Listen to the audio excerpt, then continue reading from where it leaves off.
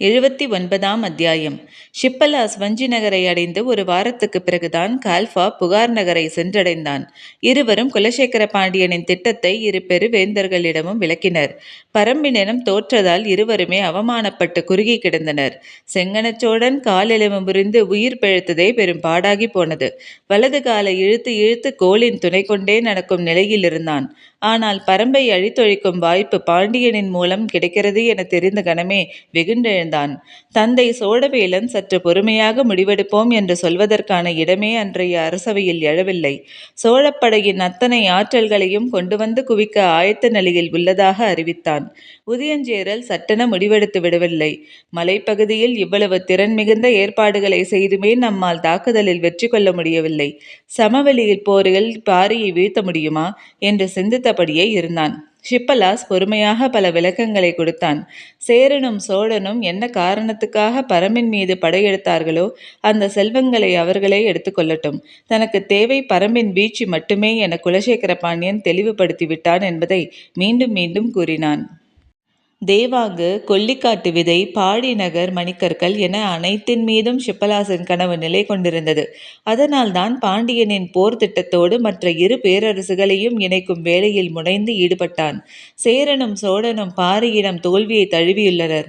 இந்நிலையில் அவனை எப்படியாவது அழிக்க வேண்டும் என்ற தீவிரத்தோடு போர் புரிவர்.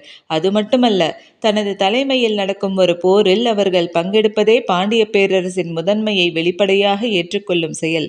ஒரு போர் தொடங்கும் போதே மறைமுகமாக உயர்வை வழங்குவதை எண்ணி மகிழ்ந்தார் குலசேகர பாண்டியன். அதனால்தான் ஷிப்பலாசை இந்த செயலை நோக்கி தூண்டினார். 3 பேரரசுகளும் அவை உருவான காலம் தொட்டு தங்களுக்குள் சமரசம் செய்து கொண்டதில்லை. உள்ளுக்குள் எரியும் பகை எனும் நெருப்பை அவை ஒருபோதும் அழித்து கொண்டதில்லை. சிற்றரசுகளையும் சிறுகுடிகளையும் வீழ்த்துவதில் இன்றளவும் பேரரசுகளின் படைகளுக்கிடையே மோதல் தவிர்க்க முடியாததாகத்தான் இருக்கிறது. ஆனாலும் யவன வணிகத்தால் கடந்த சில தலைமுறைகளாக 3 பேரரசுகளும் பெருஞ்செல்வ செழிப்பை எட்டியுள்ளனர். அரசின் வலிமையை ஆளும் நிலப்பரப்பு மட்டும் தீர்மானிப்பதில்லை. அதனிடமிருந்த செல்வங்களும் முக்கியமானவை என்பதை உணர்ந்துள்ளன. அதனால்தான் முத்துக்கள் கொழிக்கும் கடல் வளத்தையும் மிளகு தொடங்கி எண்ணிலடங்காத வாசனை பொருட்களும் மருத்துவ பொருட்களும் விளைந்து கிடக்கும் மலை வளத்தையும் தனதாக்கிக் கொள்ள விடாமல் முயல்கின்றனர். ஷிப்பலாசன் இந்த முயற்சிக்கு 3 பேரரசுகளும் இசைவு தெரிவித்தது இந்த போராட்டத்தின் ஒரு பகுதியே.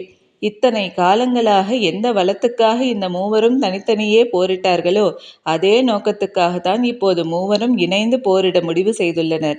இந்த போர் வெளிப்படையாக எதிரியை நோக்கியது. ஆனால் ஆழத்தில் உடன் இருப்பவர்களின் இழப்பை கண்டு மகிழக்கூடியது. பாரி வேட்டுவன் பாறைக்கு வந்ததிலிருந்து போர் சூழலை பற்றிய உரையாடல்கள் நாள்தோறும் நடந்தபடியே இருந்தன. தாக்குதலுக்கு எல்லா வகையிலும் நாம் ஆயத்தமாக வேண்டும் என தொடர்ந்து வற்புறுத்தப்பட்டது. நாம் இறங்கி போய் தாக்கப் போவதில்லை. எதிரி மலையேறி வந்தால்தான் தாக்குவதற்கு புதிதாய் எதுவும் தேவையில்லை. பிறகு ஏன் பதற்றமடைகிறீர்கள் என்றான் பாரி. பாரியின் கருத்தை மறுத்து உரையாடுதல் எளிய செயலன்று. தேக்கன் மட்டுமே மிக எளிதாக அதை கைக்கொள்வான். சற்றே தயங்கி ஆனால் உறுதியாக பேசக்கூடியவன் முடியன். வேட்டூர் பழையன் பாரியின் கூற்றுக்கு மறுப்பாகத்தான் பேசத் தொடங்குவார். ஆனால் அவன் மீதுள்ள வாஞ்சையால் எப்போது திசை மாறினோம் என்பதை அறியாமலேயே பாரியின் கருத்துக்கு உடன்பட்டு பேசிக் கொண்டிருப்பார். இவர்கள் எல்லோரிலும் ஒரே ஒரு விதிவிலக்கு வாரிக்கையன் மட்டும்தான். அவருடன் பேசும்போது பாரியிடம் ஏற்படும் மாறுபாட்டை மற்றவர்கள் எளிதில் உணர முடியும். ஏனெனில் பாரியின் தந்தையே அவரின் சொல் கேட்டு வளர்ந்தவர். வாரிக்கையன் இன்னும் எவ்வியூரில் தான் இருக்கிறார். போர்க்களம் பற்றிய தற்போதைய உரையாடலில் அவர் கருத்துக்கள் ஊடாடவில்லை. மழைக்காலம் தொடங்கியது. பாண்டியர் படையின் பாடி வீட்டு கூடாரங்கள் தென்திசை நோக்கி இடமாறி தொடங்கின. ஆயிரக்கணக்கான பொருட்களின் இடப்பெயர்ப்பு நடந்தது. எண்ணற்ற யானைகள் இந்த செயலில் ஈடுபடுத்தப்பட்டன. இவர்கள் என்னதான் செய்கிறார்கள் என்பதை பரம்பு வீரர்கள் மலையின் மீதிருந்து கவனித்தபடியே இருந்தனர். வெள்ளடி குன்றிலிருந்து நெடுங்குன்று வரை கூடாரம் அமைந்திருந்த படை இப்போது முழுமுற்றாக நெடுங்குன்றிலிருந்து தென்புறமாக இடமாறிக்கொண்டிருந்தது. வேட்டுவன் பாறை என்பது பரம்பின் மிக முக்கியமான இடம் என்பதால் தங்களின் இருப்பிடத்தை மிகவும் தள்ளி கொண்டு போகிறார்கள் என்பதை புரிந்து கொள்ள முடிந்தது. மயிலா கருவுற்றிருந்தால் அவளுக்கு கனிகளை கொடுத்து உபசரிக்க ஆதனியை வரச் சொல்லி இருந்தான் பாரி. அவளும் தன் தோழிகளோடு வேட்டுவன் பாறைக்கு வந்திருந்தாள். சில நாட்கள் அங்கேயே தங்கியிருந்தான் பாரி. அடைமழை முடிவுற்ற மறுநாள் பரம்பின் வீரன் ஒருவன் பாரி இருந்த குடில் நோக்கி ஓடி வந்தான். அவன் சொன்ன செய்தி கேட்டு எல்லோரும் குன்றின் மேலேறி நின்று பார்த்தனர். தென் திசையிலிருந்து பெரும் படை ஒன்று அணியணியாய் வந்து கொண்டிருந்தது. படையின் முன்னணி வீரன் ஏந்தியிருந்த பதாகையில் சேரனின் வில் பொறிக்கப்பட்டிருந்தது. அடுத்த 10ஆம் நாள் வடதிசையிலிருந்து வந்த படையணியினர் புலிகொடி ஏந்திய பதாகையை சுமந்து வந்தனர். இதுவரை காரமலையின் அடிவாரத்தில் இருந்த 3 குன்றுகளின் மேலிருந்தும் பரம்பு வீரர்கள் கண்காணித்துக் கொண்டிருந்தனர். இப்போது 6 குன்றுகளின் மேலிருந்து கண்காணிக்க வேண்டியிருந்தது. வந்து குவியும் படை வீரர்களின் எண்ணிக்கை எல்லையில்லாத விரிவை எய்தி கொண்டிருந்தது. மூவேந்தர்களும் படையை ஒரு முனையில் குவிக்கின்றனர் என்ற செய்தி உறுதிப்பட்ட பிறகு பரம்பின் எல்லா திசைகளிலிருந்தும் வீரர்கள் கீழ் திசைக்கு அழைக்கப்பட்டனர். வாரிக்கையினும் கூழையினும் சில நாள் இடைவெளியில் வேட்டுவன்பாறைக்கு வந்து சேர்ந்தனர். கருவூல பொறுப்பாளர் வெள்ளிக்கொண்டாரை தவிர மதுரையின் அரண்மனை நிர்வாக பொறுப்பிலிருந்து அனைவரும் வெங்கல் நாட்டுக்கு வந்து சேர்ந்தனர். குட்டநாட்டு அமைச்சன் நாகரையன் வந்து சேர்ந்தான். ஆயமலையில் நடைபெற்ற தாக்குதலில் குடநாட்டு தளபதி எக்ஃபெல்மாடன் தலைமையிலான படை மட்டுமே முழுமுற்றாக அழிவுற்றது. குட்டநாட்டு தளபதி துடும்பன் தலைமையிலான படை பரம்புக்குள் நுழையாமலேயே நின்றுவிட்டது. இதன் பின்னணியில் உதயஞ்சேரலின் துரோகமும் அடங்கியுள்ளதாக நினைத்த குடநாட்டு வேந்தன் குடவர்கோ இன்னொரு கூட்டுப் போரில் பங்கெடுக்க விரும்பவில்லை. எனவே குட்டநாட்டு படை மட்டுமே போர்க்களம் வந்தது. சேர நாட்டின் அமைச்சராக நாகரையனே விளங்கினான். சோழ நாட்டு அமைச்சன் வளவன்காரியும் வந்து சேர்ந்தான். பாண்டிய பேரரசின் தலைமை அமைச்சர் முசுகுந்தர் எல்லோரையும் ஒருங்கிணைத்து வழிநடத்தினார். அமைச்சர்களின் சந்திப்பு நடந்த பிறகுதான் வரப்போகும் படைகளின் தன்மையும் எண்ணிக்கையும் முழுமையாக தெரிய வந்தன. அந்த படைகளுக்கு தேவையான ஆயுதங்கள், அவற்றை செப்பனிடுவதற்கும் புதிதாக உருவாக்குவதற்கும் தேவையான ஏற்பாடுகள், உணவு ஏற்பாடுகள், பண்டகசாலைகள், மருத்துவர்கள், சிகிச்சைக்கான பகுதிகள், குதிரைகளுக்கும் யானைகளுக்குமான கட்டுத்தறிகள், போர்க்களத்துக்கான தேர்கள், அவற்றுக்கான பராமரிப்பாளர்கள், பிற கருவிகள், போர் விலங்குக்கான கூலங்கள் ஆகிய எல்லாவற்றையும் செம்மைப்படுத்தி கணக்கிட்டனர். பரம்பின் தரப்பில் ஆயத்தங்களை தொடங்க வேண்டியதை பற்றிய உரையாடல் ஒரு வழியாக முடிவுக்கு வந்தது. பாரி ஒப்புதல் வழங்கிய பிறகு சிறுபாடி நகரில் ஆயுதங்களை உருவாக்கி கொண்டிருந்த அத்தனை பேரும் கீழ்திசைக்கு இடம் மாறினர். மூவேந்தர்களின் போர்ப்பாசறை வேட்டுவன்பாறையிலிருந்து பல காத தொலைவில் இருப்பதால் தங்களின் இருப்பிடத்தையும் மாற்ற முடிவு செய்தனர். வேந்தர்களின் படைக்கல கொட்டில் செம்மையுற வடிவமைப்பதற்கான வேலைகள் தொடங்கின. மதுரையிலிருந்து தலைமை அமைச்சர் முசுகுந்தர் வரும்போதே அவருடன் அரண்மனையின் தலைமை கணியன் அந்துவனும் வந்திருந்தான். மூலப்படை பாசறை அமைக்கப் போகும் நிலப்பரப்புக்கு 3 நாட்டு அமைச்சர்களும் அந்துவனும் மாணாக்கர்கள் சிலரும் புறப்பட்டு போயினர். அவர்கள் சென்று சேரும்போது மையூர் கிழார் வரவேற்க நின்று கொண்டிருந்தார். உடன் பூசகர்களும் குழு ஒன்றும் இருந்தது. முசுகுந்தர் அந்த பெரும் நிலப்பரப்பை குதிரையில் இருந்தபடியே பார்த்தார். காரமலையின் அடிவாரத்தில் சற்றே திமிழ் முறுக்கியிருக்கும் பெரும் மேடாக அந்த இடம் இருந்தது. மேட்டின் நடுப்பகுதியில் இறங்கி நின்றார். மழை நீரை எவ்வளவு குடித்தும் நெகிழ்ந்து கொடுக்காத இறுக்கத்தோடு மண் இருந்தது. அவர்கள் வந்த சிறிது நேரத்தில் பாண்டிய பேரரசின் சிறப்புமிக்க முதியானையை அழைத்து வந்தனர். தாழம்பூ நிற தந்தமும் வட்டமாய் அகன்று நடுவில் குழிந்த கம்பங்களும் நீண்டு நெளியும் அழகான வாலும் நான் பூட்டிய வில்லையொத்தின முதுகெலும்பும் உடைய பவளவந்திகை எனும் பெயர் கொண்ட அந்த யானை பாசறை நிலத்துக்கு வந்து சேர்ந்தது. உடன் மதுரையின் யானை கட்டுத்தறி பொறுப்பாளர் அலங்கீரனும் கோட்டை தளபதி சாகலைவனும் வந்தான். வண்ணத்தட்டில் வைக்கப்பட்டிருந்த பூக்களையும் கனிகளையும் கொண்டு வந்து அந்த இடத்தில் சிறு வழிபாடு ஒன்றை பூசகர் நடத்தினார். பிறகு அந்துவன் கையசைத்து உத்தரவிட்டான். அதுவரை கீழே நின்றிருந்த பாகன் யானையின் மீதேறி அமர்ந்தான். பவளவந்திகை நடக்கத் தொடங்கியது. பாகன் தன்னுடைய கால்கள் பவளவந்திகையின் காதுகளின் பின்புறத்தை தொட்டுவிடாமல் மடக்கி வைத்து கொண்டான். எந்த திசைக்கு போக வேண்டும் என்ற குறிப்பேதும் பாகனின் கால்கள் சொல்லாததால் யானை அதன் விருப்பத்துக்கு நடந்தது.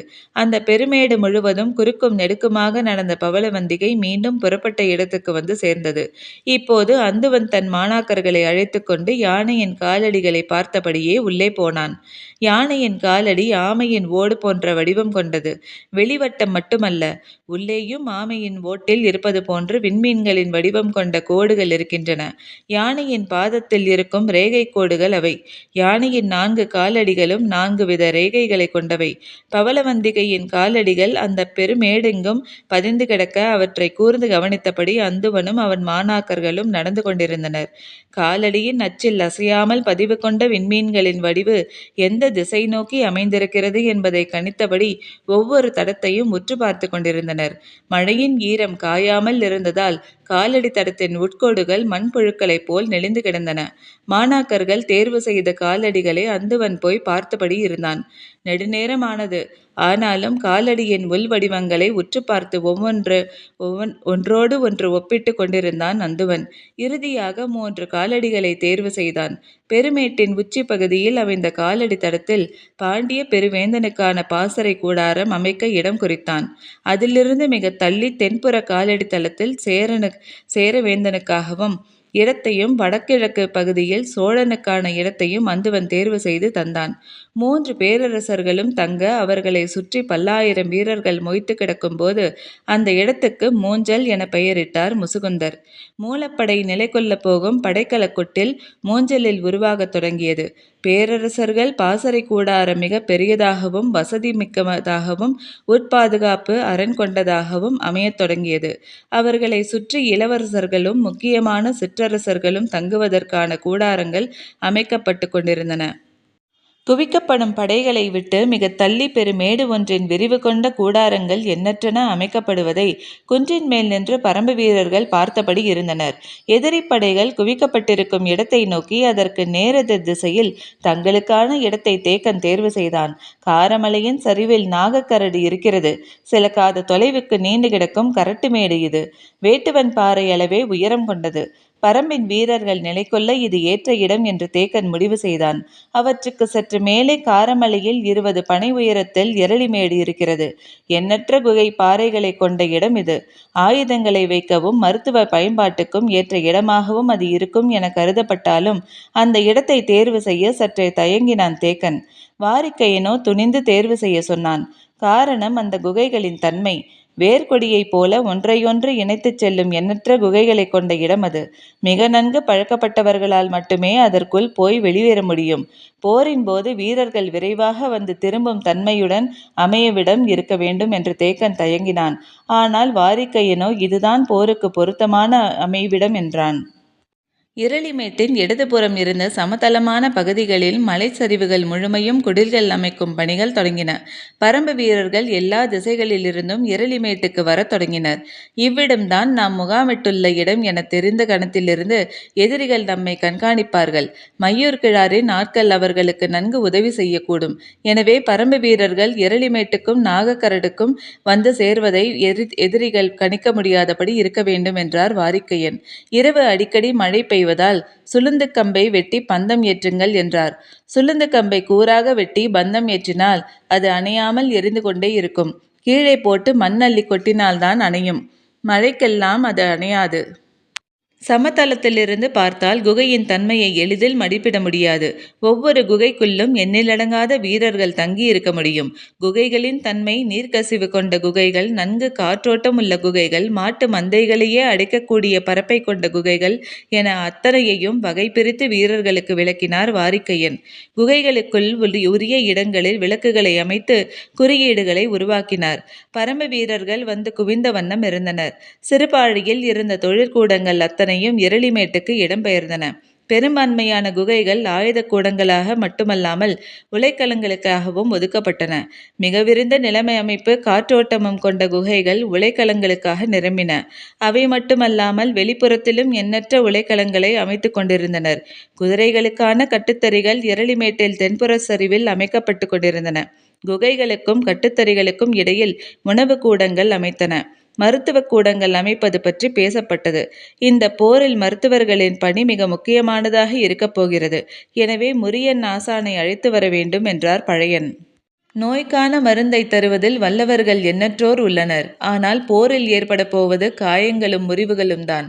அவற்றுக்கு மருந்தளிப்பதில் மிக வல்லவர் முரியன் ஆசான்தான். பச்சை மலையின் வடதிசையில் ஓடும் மறையாற்றின் கரையில் அவர் இருக்கிறார்.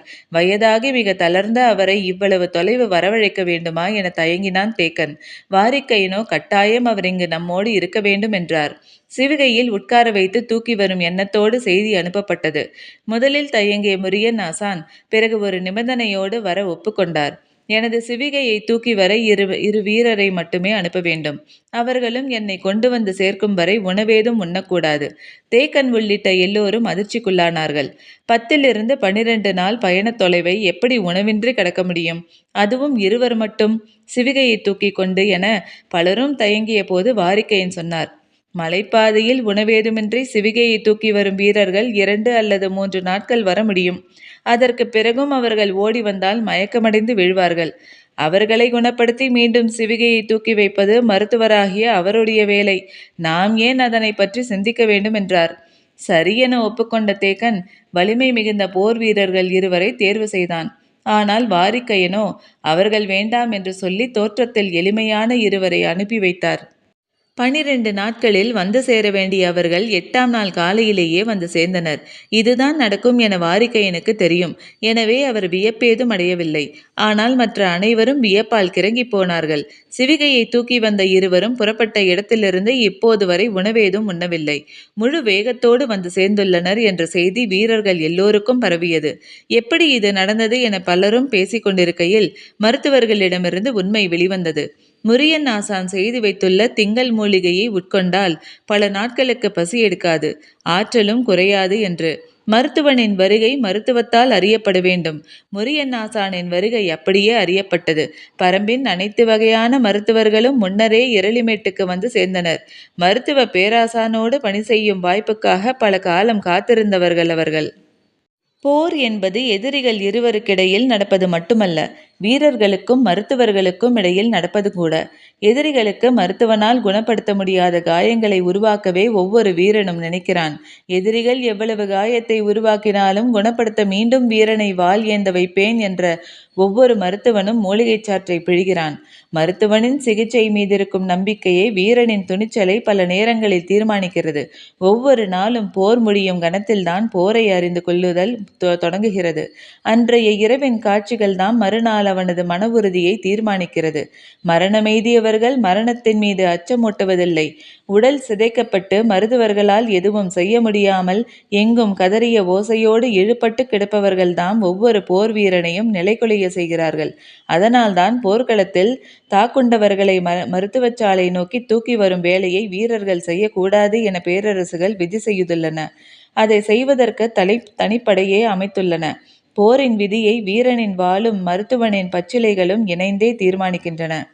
பரம்பு வீரர்கள் இணையற்ற நம்பிக்கையோடு வாளினை ஏந்தவும் நாணினை இழுக்கவும் எதிரி படையை சிதைத்து முன்னேறவும் மருத்துவர்களும் முக்கிய காரணம். அதுவும் முரியன் ஆசான் களம் இறங்கினால் செய்தி பரம்பு வீரர்களுக்கு கட்டற்ற வேகத்தை கொடுத்தது. மரணத்தை மிதித்து நடக்க ஒவ்வொரு வீரனும் ஆசைப்பட்டான். முரியன் ஆசான் எருளிமேட்டுக்கு வந்த அன்றுதான் மூஞ்சலில் வேந்தர்களுக்கு கூடாரங்கள் அமைக்கும் பணி முடிவுக்கு வந்தது. மூஞ்சல் பகுதிக்கு மட்டும் தனித்தனியான பாதுகாப்பு அரண்கள் உருவாக்கப்பட்டன. மூவேந்தர்களுக்கு 3 பெருங்கூடாரங்கள். மூவரும் சந்தித்து உரையாட மாளிகை வடிவிலான பெருங்கூடாரம் ஒன்று. வேந்தர்களுக்கான பணியாளர்கள், மருத்துவர்கள், உணவு சாலைகள் ஆகியவற்றுக்காக 3 கூடாரங்கள். போரில் பங்கெடுக்கும் அரச குடும்பத்தினர் தங்குவதற்காக 5 கூடாரங்கள் என்று மொத்தம் 12 கூடாரங்கள். ஆயுத பயிற்சிக்கான களம் என அனைத்தும் கொண்ட விரிவான அமைப்போடு மூஞ்சல் நகர் தயாரானது. மூஞ்சலின் பாதுகாப்புக்கு தனித்த அரண் அமைக்கப்பட்டது. பெரும் பெரும் மரத்தூண்களாலும் ஆயுதங்களாலும் அமைக்கப்பட்ட அரண் அது. அரணுக்கு வெளியில்தான் படைகள் பல காத தொலைவுக்கு பரவியிருந்தன. இரவில் கடுங்குளிர் இருந்தாலும் பகற்பொழுதின் வெயில் இன்னும் சூடேறாமல் தான் இருந்தது. மூஞ்சலின் அரண் காவலர்கள் 4 முனைகளிலும் அமைக்கப்பட்டிருந்த பாதுகாப்பு மேடையிலிருந்து பார்த்து கொண்டிருந்தனர். தென் திசையில் நின்றிருந்த படை வீரர்களிடமிருந்து உற்சாக பேரோசை மேலேறி வந்தது. கடல் போல் பரவி கிடந்த படை வீரர்களின் வாழ்த்தொலி முழங்க உதியஞ்சேரல் தேர் தென் திசையிலிருந்து மூஞ்சல் நோக்கி வந்து கொண்டிருந்தது. தேருக்கு முன்னால் சேர நாட்டு தளபதி துடும்பன் குதிரையில் வந்து கொண்டிருந்தான். அவனுக்கு முன்னால் கவச வீரர்கள் அணிவகுத்து வந்தனர். நாணேற்றப்பட்ட வில்லை பதாகையில் தாங்கிய வீரன் முதலாவதாக வர அவனை தொடர்ந்து அணியணியாய் சேர வீரர்கள் வந்து கொண்டிருந்தனர். 3 பேரரசுகளின் அமைச்சர்களாகிய முசுகுந்தரும் நாகரையனும் வளவன்காரியும் உதியஞ்சேரலை வரவேற்க மூஞ்சலின் வாயிலில் காத்து நின்றனர். முசுகுந்தர் பாண்டிய முறைப்படி அவருக்கான வரவேற்பை வழங்கினார். உதியஞ்சேரல் மூஞ்சலுக்குள் நுழைந்தான். அரசகுல மதியானை பவளவந்திகை மாலை சூட்டி வணங்கி தனது முதுகின் மேலிருந்த அம்பாரியில் ஏற்றி கொண்டது. மூஞ்சலின் வீதி எங்கும் நிறைந்துள்ள பாதுகாப்பு வீரர்களின் வாழ்த்தொலிகளை ஏற்றபடி தனக்கான பாசறை கூடாரத்துக்குள் நுழைந்தான் உதயஞ்சேரல். தான் நினைத்ததை விட உதயஞ்சேரல் எளிமையோடு இருக்கிறான் என்று கருதிய முசுகுந்தருக்கு அவனுடைய தோளின் மேல் கருங்குரங்கு குட்டி ஒன்று உட்கார்ந்திருப்பது ஏன் என்பது புரியவில்லை. உதயஞ்சேரல் வந்த மறுநாள் சோழ பேரரசனுக்காக வாழ்த்தொலிகளால் படைக்கலம் கொட்டில் குலுங்கியது. புலிக்கொடி ஏந்திய பதாகையை யானையின் மீது தாங்கி பிடித்த வீரன் முன்வர அவனை தொடர்ந்து பேரரசரின் தேர் வந்து கொண்டிருந்தது. தேருக்குள் தந்தையும் மகனும் இருந்தனர். செங்கனச் சோழனுக்கு கால் முறிவு கொண்டதால் அவனால் நின்று போரிட முடியாது. மற்ற இரு பேரரசர்களும் போரில் நேரடியாக ஈடுபடும் போது சோழ பேரரசர் மட்டும் நேரடி போரில் ஈடுபடாமல் இருந்தால் அது சோழ நாட்டுக்கு பேரவமானமாகும். எனவே மகனின் சார்பில் நான் போரில் பங்கெடுப்பேன் என்று கூறி சோழவேலன் உடன் வந்தார். அன்று மாலை வீரமுண்டா வாத்தியம் எடியென முழங்கத் தொடங்கியது. பேரிகையின் ஓசையை எல்லையில்லாத அதிர்வை உருவாக்கியது. எங்கும் போர்க்களத்துக்குரிய கருவிகள் இசைக்கப்பட்டன. அணிவகுத்து வந்த யானைகளின் மணியோசை பேரிகையை விஞ்சிக் கொண்டிருந்தது. வீரர்கள் விண்ணை பிழைப்பதைப் போல முழக்கமிட்டனர். வெடிப்புற்ற தந்தமும் வளைந்த நகமும் முதுகினில் சங்கு வடிவ புள்ளிகளையும் கொண்ட பாண்டிய நாட்டு பட்டத்து யானையின் மீது அமர்ந்தபடி மூஞ்சலுக்குள் நுழைந்தார் குலசேகர பாண்டியன். இத்துடன் அத்தியாயம் முடிவடைந்தது. நன்றி.